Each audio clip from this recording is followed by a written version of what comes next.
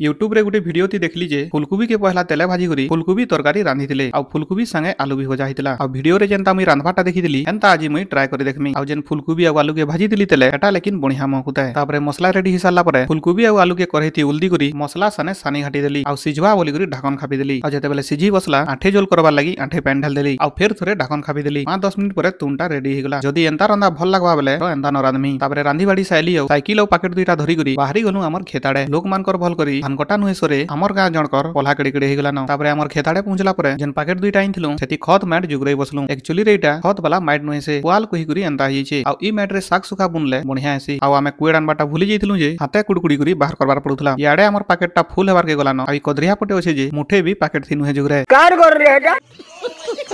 हमर packet full करी सारला परे ई पैकेट के फुल करबा लागि कुकड़ा इचराला में तार इचरे बसले दुइटा लेकिन आ एंता मैट बेसी ना बाहरला आ तो ना बाहरला बेले साइकिल ति लदी करी घर के बाहरी गलु पांडु आ मुई साइकिल गुटे गुटे धरलु मेले इताके देखो काना धरिछे जे जेडेटे मनुष नै सेडेटे गछ